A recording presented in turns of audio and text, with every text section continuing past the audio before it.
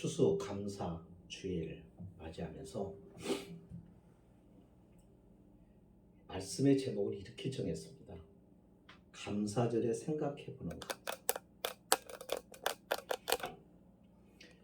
전국의 모든 교회가 바로 오늘 11월 셋째 주일을 추수감사절기로 지킵니다.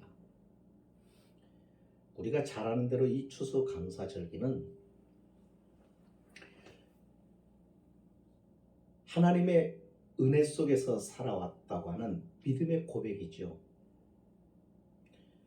농경사회 때 농사를 짓고 하는 이 모든 과정을 통해서 하나님의 인도하심과 또 때마다 이른 비와 늦은 비로 또 햇빛을 일정하게 허락해 주시고 그래서 농사가 잘 되어 이 모든 것이 하나님의 은혜라고 하는 고백으로 하나님 앞에 기쁨과 감사를 올려드리는 절기가 바로 감사절입니다. 그래서 1년에 한 번의 이 감사를 통해서 하나님께 큰 기쁨으로 영광을 돌리고 또 온 백성들이 함께 그 곡식을 나누며 즐거워하고 그렇게 하면서 잔치를 벌입니다. 그러니까 주님의 은혜 안에서 감사하다는 것, 주님이 이와 같은 복을 주셔서 저희들이 행복합니다라고 하는 그러한 모습이 바로 감사의 절기로 정해진 것입니다. 그러니까 이 감사절에는 우리가 감사함으로 기뻐해야 되겠죠. 그런데 말씀의 제목을 감사절에 생각해보는 감사라고 이렇게 정한 것은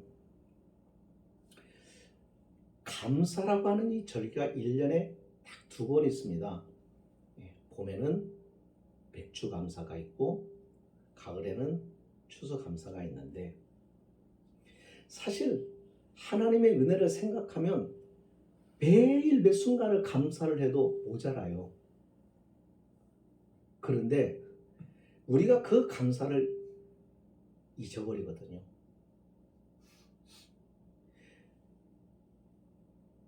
우리는 자꾸 감사했다고 하는 표현들을 잘 사용하지를 않습니다. 있는 거죠. 우리가 이렇게 먹을 것이 있어서 살아가는 거, 생명을 부지하고 살아가는, 병 안 걸리고 살아가는 거, 사고 안 나고 살아가는 거, 생각하면 생각해 볼수록 다 감사한 것 뿐이에요. 생각을 못하면 감사거리가 없어요. 그래서 이 감사라고 하는 것은 생각을 해야 감사할 것이 있다는 것을 찾게 됩니다. 우리가 신앙생활을 하는데 참 어떻게 하는 것이 신앙생활을 잘하는 거냐면 하나님과 나와의 관계를 잘 이어가는 것이 믿음생활, 신앙생활을 잘하는 겁니다. 하나님과의 관계가 깨어지면 그것은 신앙생활을 망쳐버린 것이에요. 우리가 사람과의 관계를 잘 이어갈 때 서로 우정이 싹트고 또 애정이 싹트고 거기에서 기쁨이 있고 거기에서 행복을 경험하고 그렇게 살아갑니다. 사람과의 관계도 그렇거니와 우리가 이 생명을 주신 하나님과 우리가 우리에게 이 살아갈 수 있는 모든 환경과 자연을 만들어 주신 하나님 앞에 바른 관계를 갖지 못하고 살아간다고 한다면 그것은 인생을 아무리 부유하게 살았고 아무리 세상 사람들이 말하는 성공적으로 살았어도 그 인생은 잘못 산 겁니다. 제가 시간이 갈수록 계속 느끼는 게 뭐였냐면 잘 사는 게 뭘까? 부유하게 사는 것이 절대로 잘 사는 것은 아니에요. 대부분 사람들이 말은 그렇게 해요. 그런데 정말 마음으로 세상적인 부유를 쫓아가지 않고 정말 그 영혼이 마음이 기쁘고 감사하고 이게 충만할 때 이게 정말 잘 사는 것 같아요. 하나님과의 바른 관계, 이 바른 관계를 있게 하는 것이 사랑입니다. 그래서 이 사랑이 하나님으로부터 시작이 된 사랑이에요. 사랑은 하나님의 성품이에요. 하나님의 성품이 우리에게 나눠주신 거예요. 우리가 하나님의 형상을 따라 지음받았다는 말 속에는 그 하나님의 일부의 성품이 우리에게 나누어졌다는 얘기거든요. 동물이 사랑을 할까요? 식물들이 사랑이라는 것을 알까요? 사랑이라고 하는 것은 인격적 존재들만이 가능한 것입니다. 인격적 존재라고 하는 것은 우리 사람과 더불어 하나님 또한 인격적 존재이시거든요. 그러니까 우리가 하나님을 대할 때 우리가 하나님 앞에 예절을 갖춰야 되는 이유가 그겁니다. 사람끼리도 관계가 서로에 대한 예의가 갖춰지지 않고 지켜지지 않으면 관계가 깨어지는 것이에요. 하나님도 인격적 존재이시기 때문에 그분이 우리를 인격적 존재로 만든 이유는 뭐냐면 우리와 당신이 인격적 관계를 맺고 살아가기 위해서 우리를 인격적 존재로 만드셨어요. 그러니까 우리도 하나님 앞에 나갈 때 인격적으로 대해야 되는 거죠. 하나님 또한 우리를 인격적으로 대하십니다. 당신이 지었다고 우리를 창조했다고 우리를 함부로 하시지 않으세요. 우리에게 무리한 것을 요구하지 않으세요. 우리가 감당할 수 없는 것을 하라고 윽박지르는 분이 아니세요. 언제나 그분은 인내심을 가지고 우리를 끊임없이 말씀하심으로 우리로 하여금 설득하시고 우리에게 권고하시면서 우리가 결정을 내리고 우리가 결단을 내리고 하나님의 그 말씀 앞에 따라올 수 있도록 기다려 주시는 분이세요. 우리는 자녀를 키우면서 때로는 부모의 화가 복받쳐서 자신의 분함으로 자신의 화로 자녀들을 대할 때가 참 많아요. 그래서 혈기를 부려요. 그러나 하나님은 단 한 번도 당신의 피조물인 우리 인생들에게 그렇게 대하시지 않습니다. 언제나 인격적이죠. 하나님과 믿음 생활을 하나님과의 관계를 이렇게 깊이 가지면 가질수록 그것을 확실하게 경험해요. 자, 그런데 그 하나님이 사랑의 하나님이신데 그 사랑을 우리에게도 나눠주셔서 우리도 사람들끼리 서로 사랑하면서 살도록 하셨습니다. 그러니까 이 관계를 맺는데 인격적 관계를 이어주는데 가장 중요한 역할을 하는 게 뭐예요? 사랑이에요. 근데요, 이 사랑이 참 하나님이 주시는 사랑을 은혜라고 말할 수 있고 그 하나님의 사랑을 받은 자가 그 사랑에 취하여 그 사랑의 감동을 입고 사랑을 주신 그 하나님을 사랑하는 표현이 뭐냐면 감사입니다. 다시 말하면 신앙생활을 딱 두 단어로 설명하라고 그러면 은혜와 감사예요. 하나님의 은혜는 차별이 없습니다. 누구에게나 다 베풀어 주십니다. 일정한 햇빛이 선인이나 악인에게 베풀어지는 것처럼 하나님의 은혜는 선한 자에게도 악한 자에게도 베풀어 주는 거예요. 그런데 그 은혜, 그 사랑을 깨닫는 자가 있고 깨닫지 못하는 자가 있어요. 이 세상에 우리가 살아갑니다. 자신의 힘으로 살아가는 것 같아요. 아니에요. 조금만 깊이 생각을 해보시면 자신의 결정과 자신의 판단으로 세상을 살아가는 사람이 없다는 것을 우리는 금방 깨닫습니다. 여러분, 우리가 태어나는 것에서부터 우리가 호흡하는 것, 우리가 질병에서부터 벗어나서 살아가는 것, 모든 것들이 하나님의 은혜 속에 있다는 것을 우리는 깨닫습니다. 그분의 사랑으로 내가 지금 살아가고 있고 여기까지 와 있구나. 이것을 아는 사람이 그리스도인이고 그것을 전혀 모르고 내 힘으로 살아왔고 내 결정으로 살아왔고 지금까지 그래서 나의 위주로 인생을 살아가는 사람들이 바로 넌 크리스찬인들입니다. 똑같이 은혜를 받았어요. 그러나 깨닫는 자가 깨닫지 못하는 자로 세상에 사람은 나뉩니다. 그러니까 하나님이 바라보실 때 사람은 두 종류인 거예요.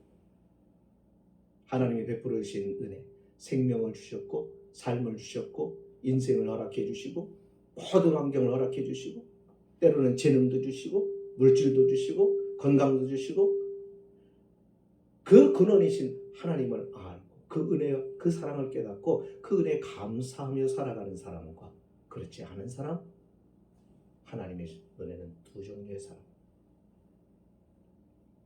그런데 하나님의 은혜를 깨달은 우리가 감사절을 지키는 것이죠. 하나님 감사합니다. 자, 그런데 제가 말씀을 드리려고 하는 것은 우리의 그 감사의 생활, 우리가 하는 그 감사도 진실한 감사가 있고 그렇지 못한 감사가 있다는 것입니다.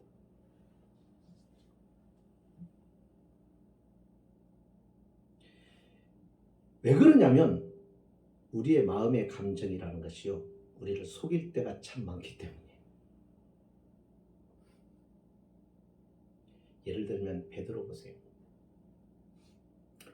베드로는 예수님을 사랑한다고 생각을 했어요. 예수님이 로마 군병들에게 붙잡혀갈 때 그는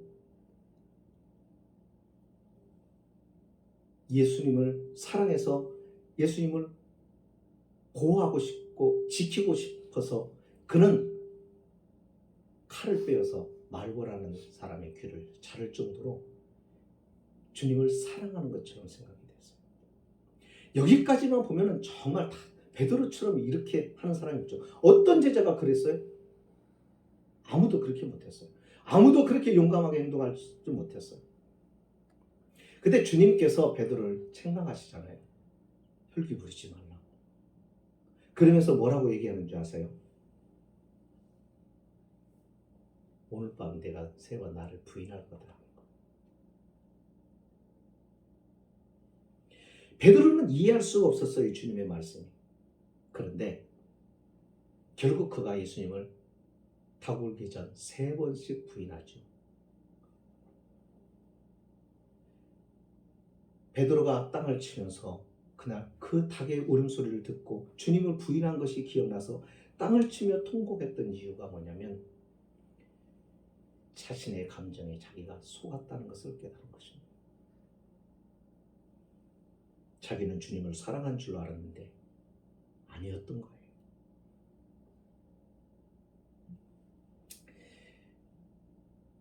오늘 우리 또한 마찬가지입니다. 우리가 주님께 감사하는 이 감정이 어떤 감사인지를 살펴봐야 됩니다. 오늘 말씀, 오늘 본문의 사건이 어떤 사건이죠? 오병이어의 기적이죠. 많은 사람들이 예수님을 통하여 놀라운 일을 경험을 했습니다. 우리가 잘 아는 대로 5,000명이라고 하는 것은 남자들만을 얘기하는 거죠. 어린아이하고 여자들 빼고. 그러니까는 합하면은 얼마나 됐을까요? 최소한 10,000명 이상은 되죠. 그런데 이것을 어떻게 했습니까? 보리떡 5개와 물고기 2마리로 먹였습니다. 다 배불리 먹였습니다. 그리고 12광주리가 남았습니다. 이 광경을 보고 이 사람들이 예수님이야말로 그 선지자다. 그러면서 예수님을 왕으로 모시려고 하니까 예수님이 그 사람들을 피해서 떠나버립니다. 26절에 가면은 예수님이 이런 얘기를 합니다. 왜 떠났는지를 이유를 설명을 해요. 내가 진실로 진실로 너희에게 이르노니 너희가 나를 찾는 것은 표적을 보는 까닭이 아니요 떡을 먹고 배부른 까닭이로다. 무슨 뜻일까요? 여러분, 예수님의 이적의 사건들은 단순한 사건이 아니라 그 이적을 통하여 자신이 누구인가를 사람들 앞에 드러내시는 것입니다. 오병이어를 통해서 당신이 누구라는 것을 드러내는 것, 이것을 표적이라고 얘기를 해요. 이적은 그 사건의 기이한 현상에 도무지 이해할 수 없는 초자연적인 역사를 이룬 것, 그 사건 자체를 이적이라고 한다면 그 이적을 의도한 목적, 그렇게 그와 같은 초자연적인 역사를 이루신 그 뜻을 드러내기 위한 일이었다고 하는 것은 바로 자신이 누군가를 그것을 통하여 표적을 삼고자 한다는 것이죠. 예수님은 이걸 통해서 당신이 누구라는 것을 가르쳐 준 겁니다. 하나님은 너희들을 부유케 하는 자다. 하나님은 너희의 배고픔의 문제를 해결할 수 있는 분이다. 너희의 경제적인 문제를 해결할 수 있는 분이다. 하나님은 너희 연약함을 해결할 수 있는 분이다. 너희 사회적인 문제들을 해결할 수 있는, 바로 그런 분이라는 것. 사람이 할 수 없는 일을 그분은 하실 수 있는 분이라는 것을 보여주는 겁니다. 그러니까 이스라엘 백성들은, 이 무리들은 그 예수님의 표적을 보고 뭘 해야 되냐면, 이분이 누굴까? 주님에 대하여 관심을 갖고 주님을 알고자 하고 해야 되는데, 뭐에 관심이 있는 거예요? 떡에 관심이 있는 거예요. 자신이 만족을 누린 것에만 관심이 있는 거예요. 여러분, 교회를 나오는 사람들이 참 많고, 예수를 믿겠다고 나는 크리스찬이라고, 종교가 뭐냐 그러면 크리스찬이라고 하는 사람들이 얼마나 많은지 모릅니다. 내가 크리스찬이라고 하면 크리스찬입니까? 내가 교회를 다니는 사람이다 그러면 나는 구원받은 자입니까? 달라요.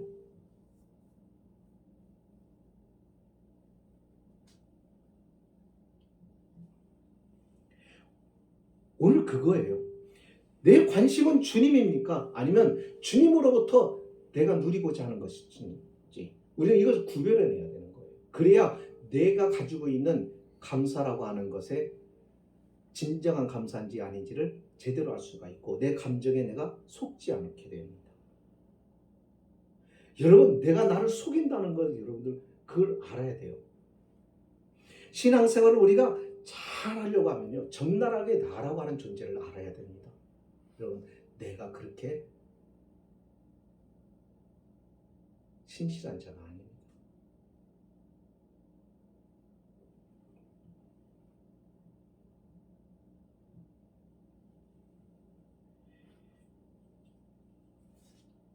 내가 필요할 때만 예수님을 사랑하고, 내 필요가 채워졌으면 버리고, 아니 내가 원하는 대로 주님이 이루어 주시지 않으면 주님을 버리고 떠나는 일들이 다반사입니다. 이거는 주님을 이용하여 어떤 덕을 보겠다는 생각 아닐까요? 우리 그런 때가 참 많아요. 목사인 저라고 없겠어요? 있어요. 그러니까 이것은 누구도 예외일 수가 없어요. 그러니까 우리가 신앙생활 하면서 그냥 대충 이렇게 할 게 아니라, 우리가 하나님 앞에 서서 나를 자꾸 살펴야 되는 이유가 그거예요. 내가 나를 속인다니까요.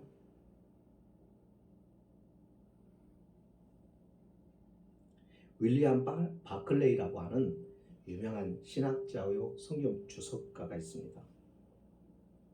그가 이 내용을 주석을 하면서 이런 이야기를 해요. 뭐라고 얘기했냐면, 우리가 슬픔 중에 위로를 원할 때, 어려움을 당하여 힘을 원할 때, 마음이 뒤틀려 평안을 원할 때, 삶이 우리를 곤욕해 해 도움을 원할 때, 예수님처럼 우리에게 필요한 분은 없었다.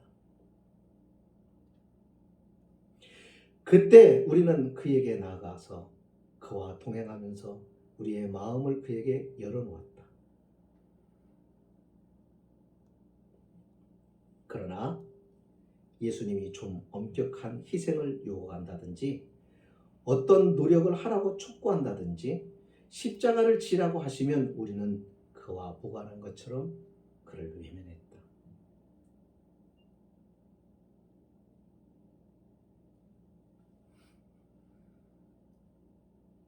남의 이야기일까요?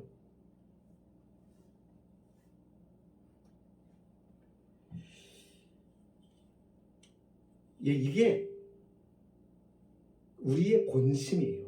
우리의 본성이에요. 그래서 주님께서 그런 말을 말씀하신 거예요. 내 자신을 부인해야 된다. 성경은 우리의 이기적인 욕망을 채우기 위하여 하나님 앞에 기도하라고 말한 적이 없어요. 우리는 기도가 하나님께로부터 모든 필요들을 얻는 것, 내가 원하는 것을 찾아가는 것, 그렇게만 이해를 하는 사람들이 참 많아요. 기도는 그게 아니에요. 그것보다 훨씬 범위가 넓어요. 기도를 처음에 어린아이처럼, 그러니까 기도를 처음 시작할 때는요, 기도가 처음 어린아이처럼 내 중심이에요. 하나님 이것 주세요. 나 이거 필요해요. 하나님 나 이거 원해요. 내가 이거 있으면 좋겠어요. 이거 꼭 주셔야 돼요. 그러나 하나님을 알고 하나님과 사귐이 더 깊어지면 하나님이 내게 다 주셨다는 것을 알아요. 여러분, 예수님을 주셨다는 건 뭐예요? 다 줬다는 얘기예요.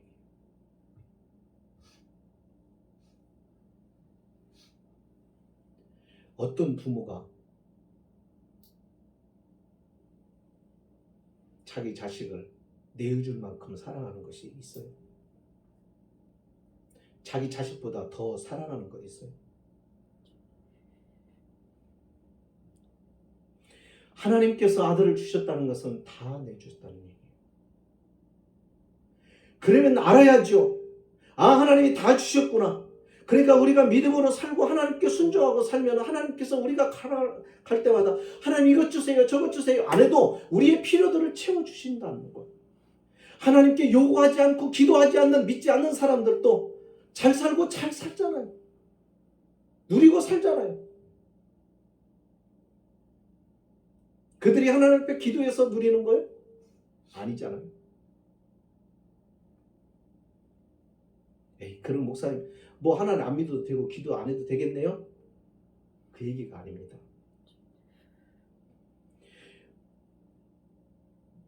세상에 있는 것은 아무것도 아니에요.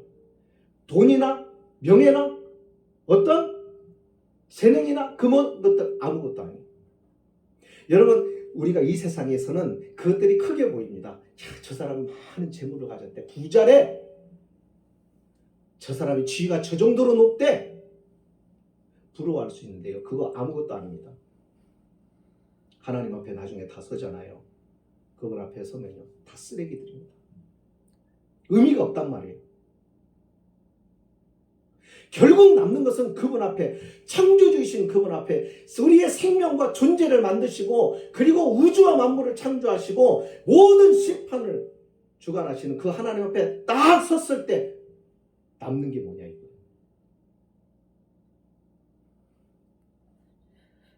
그게 진짜인 거죠.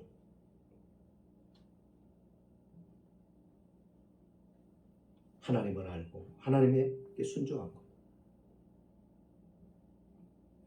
여러분, 세상에 많은 것을 가지면요, 세상 것을 많이 가지면 가지고 풍요를 누리면 누릴수록 하나님과 거리가 멀어진다는 것을 계속해서 설교하면서 말씀을 드렸죠. 예수님께서 부자와 나사로의 얘기를 하시잖아요. 왜 부자는 천국에 못 들어가냐? 거기 보면은 예수님 안 믿었었다, 믿음이 없었다 이런 말이 없어요. 부자가 뭐 천국에 못 갔고 그 집 앞에 있던 거지 나사로는 천국에 갔다 이거예요. 그 얘기만 해요. 뭘 의미하는 거?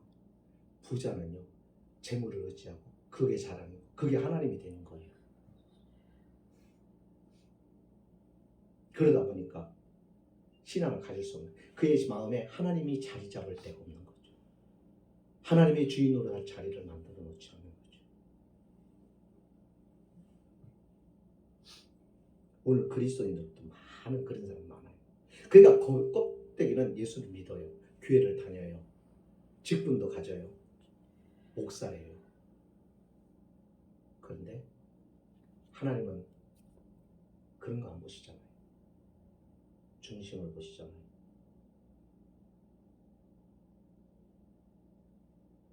하나님은 못 속이잖아요. 하나님 다 찾아내시잖아요.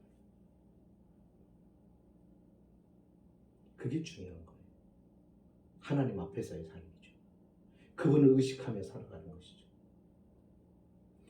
그분이 항상 나와 함께 한다는 것, 나를 보고 계신다는 것, 그걸 의식하고 그분 앞에서 살아가는 것이죠.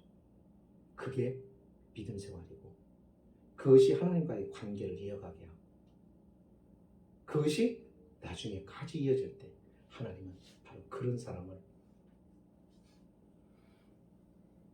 하나님의 나라에 인도해 가시는 것이죠. 바울은 이런 고백을 합니다.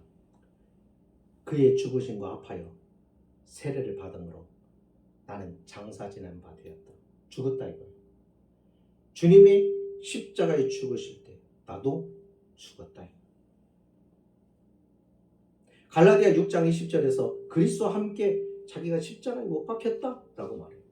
갈라디아 6장 14절에서 그러나 내게는 우리 주 예수 그리스도의 십자가 외에 결코 자랑할 것이 없다. 바울이 정말 자랑할 것이 없어요? 하버드 출신인데요.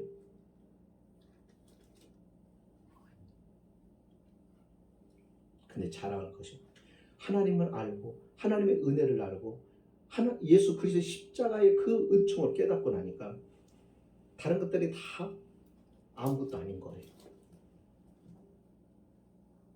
네.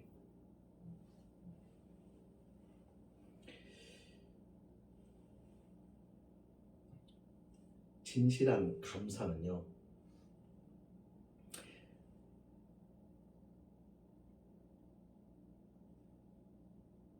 나를 드릴 수 있을 만큼, 그러니까 자신을 드릴 만큼 고마워야 감사가 제대로 된 감사죠.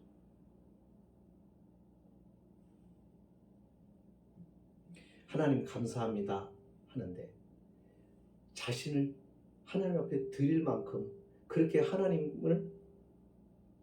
하나님께 고마움을 갖고 하나님을 사랑해야 이게 감사가 되는 거예요. 주님이 우리를 위하여 주시고 하나님이 우리 주님을 우리를 위해 십자가에 내어주시고 생생내셨어요? 아니죠. 우리는 하나님 앞에 시간을 드리고 열정을 드리고 우리는 기도하면서 하나님 앞에 몇 시간 내 기도했다 하면서 우리는 자랑 참 잘하잖아요. 생생내기 좋아하잖아요. 진실한 감사를 할 수 있어야 돼요. 이런 진실한 감사가 없으면, 감사하는 마음이 없으면 여러분 우리도 주님을 이용해 먹고 그럴 수 있어요. 수많은 정치 지도자들이 예수를 믿는다고 하면서 예수님을 이용하고 교회를 이용하고 그런 사람들이 엄청 많습니다. 종교 지도자들이요, 목사도 마찬가지. 교회 일을 한다고, 교회의 어떤 뜻을 이룬다고 하면서 하나님의 이름을 요구하면서 자신의 어떤 프라이드나 자신의 어떤 사람들 앞에서 인정받으려고, 영광을 얻으려고 말씀을 이용하고 주님을 이용하면서 하는 사람들도 많아요.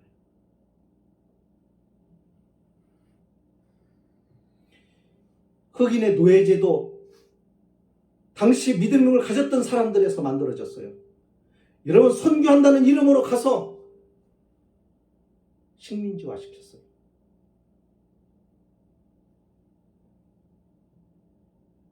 그래서 교회들이 욕을 먹죠. 순수한 마음이 없는 거예요. 우리의 마음에 진실한 감정을 가지고 감사해야 됩니다. 그래서 잠언 4장 23절에서 모든 지킬 만한 것 중에 더욱 내 마음을 지키라 그랬습니다. 생명의 근원이 예수입니다. 믿음 생활을 하나님을 사랑하고 하나님께 감사하거나 할 때 그 마음이 중심이 순박해야 돼요. 계산이 깔려 있으면 안 되죠. 여러분, 우리의 감사는 어떻습니까? 네. 그렇다고 해서 너무 아이고 오늘 감사절날 왜 제가 저런 설교를 드려야 되나? 예, 우리가 다 그렇단 말이에요. 그런데 이게 우리의 노력으로 되질 않아요. 우리의 노력으로 고쳐지는 게 아니에요. 하나님의 긍휼이 필요해요. 그래서 기도를 해야 되는 거죠. 기도 안 하면 그러니까 신앙생활 자체가 어려워지는 거예요. 자, 말씀의 결론을 맺습니다. 제가 몇 년 전에 미국에 있을 때 우리 집사람도 그 책을 읽었는데 그 책을 읽으면서 서로 너무 공감했던 이야기가 하나가 있었습니다. 그 책 속에 그 이야기를 결론으로 하고 마치겠습니다. 그 책 속에 이런 이야기가 나왔습니다. 어느 시골교회에 장로님 한 분이 새벽에 이제 기도하는데 목사님이 그 기도가 다 당신의 귀에 들어온 거예요. 그 장로님의 기도 내용이. 그 장로님의 기도 내용이 어떤 기도였냐면, 하나님, 저는 개만도 못한 장로입니다. 나는 개만도 못한 장로입니다. 그러면서 막 울더라는 거죠. 목사님이 하도 그게 무슨 말인가? 왜 그렇게 장로님이 그렇게 기도할까 싶어가지고 새벽기도 끝나고 밖에서 이제 기다렸다가 장로님을 보고, 장로님, 제가 들으려고 해서 들은 건 아닌데 어떻게 딱 장로님의 기도 소리가 울면서 하나님 앞에 기도하는 소리 들려서 내가 너무 궁금해서, 아니 왜 장로님 내가 개만도 못하다고 왜 그러냐고. 그랬더니 그 장로님이 이런 고백을 합니다. 목사님 우리 교회 오셔서 이렇게 사역하시는데 너무너무 힘들고 어려운 교회 오셔서 일하시는데 뭔가 위로가 되고 좀 이렇게 힘이 되어주고 목사님 좀 돕고 싶고 사랑해서 막 어떻게 좀 해주고 싶어서 자기가 키우던 집에 이제 개를 잡으려고 했던 거예요. 옛날에들은 그랬잖아요. 그래서 그걸 잡으려고 하고 잡아다가는 이걸 이제 죽이려고. 그러니까 이 개가 얼마나 놀랬겠어요. 막 그냥 팽팽해 가면서 막 뿌리치고 막 바닥거리고 막 그 주인의 품에서 막 뛰쳐나가 도망간 거예요. 그런데 조금 있다가 얼마 되지 않아서 그렇게 죽으라고 도망간 개가 주인이 보이자 손가락에 오라고 부르니까요, 꼬리치면서 오더랍니다.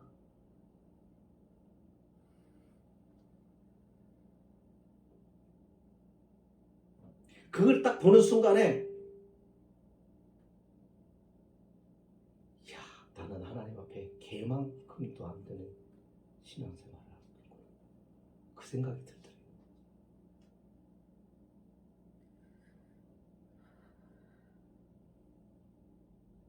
여기 있는 무리가 주님으로부터 뭔가 떡을 얻으려고 주님을 따라, 주님께 뭔가를 덕을 보려고, 주님께 뭔가를 얻으려고 다니는 사람들이 천천. 그러니까 어떻게 주님이 고난 받으실 때 다 도망가잖아요. 오늘 우리의 믿음이 그렇지 않나? 올해 정말 주님이 받으실 감사는 이 모든 것들이 주님의 은혜인 것을 천폭적으로 알고, 주님 정말 내 생명 구원해 주시고 내게 영원한 생명을 주시고 영원한 천국의 유업을 주시고 그러기 위하여 십자가 지시고 고난 받으시고 죽으신, 그렇게 사랑해 주신 그 사랑 앞에 나는 그럼 어떻게 감사해야 돼요? 주님, 나도 주님 위해서 살기를 바랍니다. 이 가슴, 이 마음 가지고 감사절을 지켜야 하지 않을까? 오늘 우리의 감사가 이런 감사가 될 수 있도록 우리 기도하면서 그런 신앙의 순수함을 회복하는 저와 여러분 되시길 주의 이름으로 축복합니다. 기도하십니다. 거룩하신 하나님, 불쌍히 여겨주시기를 원합니다. 우리는 믿음 생활을 계산적으로 하고 신앙생활하면서 주님으로부터 어떠한 유익을 얻을까만 생각을 했지. 나 또한 주님을 위하여 주님처럼 희생하고 헌신하고